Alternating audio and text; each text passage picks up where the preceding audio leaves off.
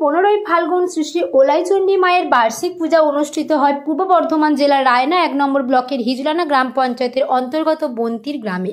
শ্রী শ্রী ওলাইচণ্ডী মায়ের পূজা উপলক্ষে বন্তির গ্রামে এবং এলাকায় সম্প্রীতির বাতাবরণ তৈরি হয়। গ্রামে হিন্দু এবং ইসলাম ধর্মের মানুষের বসবাস।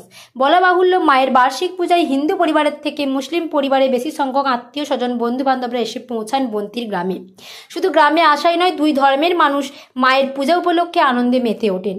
মায়ের পুরনো মন্দিরটিকে বৃহৎভাবে নবনির্মিত করা এবং মায়ের মন্দিরটির গায়ে বিভিন্ন দেবদেবীর মূর্তি বসিয়ে এবং ভারতবর্ষের মুনি ঋষিদের মূর্তি বসিয়ে আরও সুসজ্জিত করার মূল কারিগর গ্রামেরই মানুষ রণজিৎ জস। তারপর এই কাজে একে একে এগিয়ে আসেন গ্রামবাসী অর্জুন ধারা, সুকুমার পাজা সহ অন্যান্যরা। যদিও এই বিষয়ে পূজা কমিটির সম্পাদক অর্জুন ধারা বলেন, নবনির্মিত মন্দিরের প্ল্যান এবং অর্থ পুরোপুরিভাবেই বহন করেছে রণজিৎ জস। আমি শুধু কাজকর্মের দেখভাল করি। বহু বছর আগে থেকেই মন্দির কমিটির সম্পাদকের দায়িত্বে আছি। মা ওলাইচণ্ডীর ইতিহাস সম্বন্ধে পূর্বপুরুষদের মুখ থেকে শুনেছি 300 থেকে 350 বছর আগে বন্তির গ্রামে মা পূজিতা হয়ে আসছেন। যদিও নবনির্মিত মন্দির তৈরি করার জন্য যিনি উদ্যোক্তা সেই রণজিৎ জস জানান, বিভিন্ন বই লিখতে গিয়ে বা অন্যান্য ইতিহাস বা ভৌগোলিক বিষয়ক খোঁজাখুঁজি করতে গিয়ে আমি জানতে পারি ইংরাজির 1911 সালে মায়ের প্রস্তর মূর্তি বন্তির গ্রামের উত্তর মাঠ থেকে উদ্ধার করেন এক কৃষক। তারপর থেকেই গ্রামের জমিদার বাবুদের উদ্যোগে মায়ের পূজা হয়ে আসছে গ্রামে। পূজা অনুষ্ঠান অনুষ্ঠিত হয় 4 দিন ধরে। পূজার সন্ধ্যা ব্যতীত বাকি 3 দিন সন্ধ্যায় অনুষ্ঠিত হয় যাত্রাপালা এবং সাংস্কৃতিক অনুষ্ঠান। পুরনো রীতি অনুযায়ী আজও হয় মায়ের উদ্দেশ্যে ছাগ বলি। গ্রামের বয়স্ক মানুষ এবং ছেলে ছোকরারা সং সাজেন, সাথে বিভিন্ন দেবদেবী রূপেও সাজেন এবং ভ্যানে চেপে মন্দির প্রাঙ্গণে আসেন। আগে আসতেন গরুর এবং মোষের গাড়ি চেপে। বন্তির গ্রামের বাসিন্দা এবং পঞ্চায়েত সদস্য শেখ কাজল বলেন, পূর্বপুরুষদের মুখ থেকে শুনে আসছি এবং এখনো দেখছি গ্রামের সর্ববিষয়েই থাকে সম্প্রীতির বাতাবরণ। আর এই বাতাবরণ ওলাইচণ্ডী মায়ের বার্ষিক পূজা উৎসব এবং ঈদ উল ফিতর উৎসবের মাধ্যম থেকে শুরু হয়।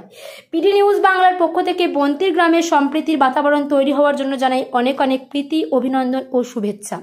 আমরা চাই এই সম্প্রীতির বাতাবরণ ছড়িয়ে পড়ুক পুরো বাংলা সহ ভারতবর্ষে এবং সমগ্র বিশ্বে। আমি যেটা লিখতে যে পেয়েছি সেটা হচ্ছে 1911 সালে আমাদের বর্ধমান এবং মেদিনীপুর দামোদরে বানে ডুবে গিয়েছিল।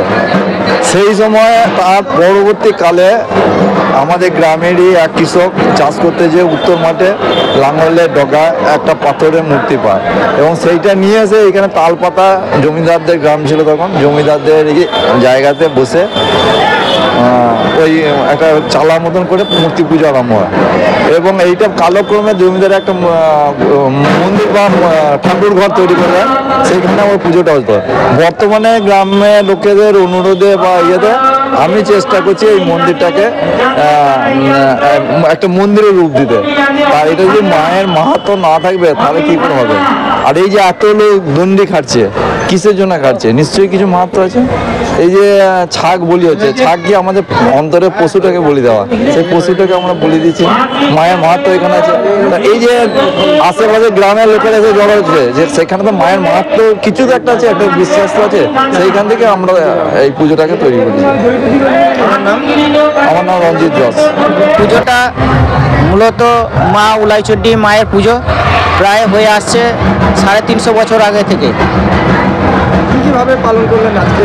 এই পুজোটা হয় আসে নৈবেদ্য, সোয়াং, নানা রকম বাদ্য, আদিবাসী নৃত্য, এইসব পূজা পার্বণে এইসব এসে আমাদের এখানে হাজির হয়। তারপর আমাদের পুজো শুরু হয়।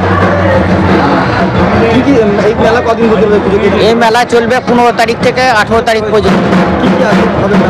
2 দিন যাত্রা আছে। কাল 16ই ফাল্গুন হচ্ছে কলকাতা ভৈরব অপেরা। পরশু দিনকেও যাত্রা আছে কামারপুরে, হুগলি, এবং তারপরের দিন আছে সংস্কৃত অনুষ্ঠান। এই মেলায় দেখলাম জাতি ধর্ম নির্বিশেষে সকলেই দেখতে উপস্থিত আছে, মুসলিমরাও আছে, হিন্দুরাও আছে।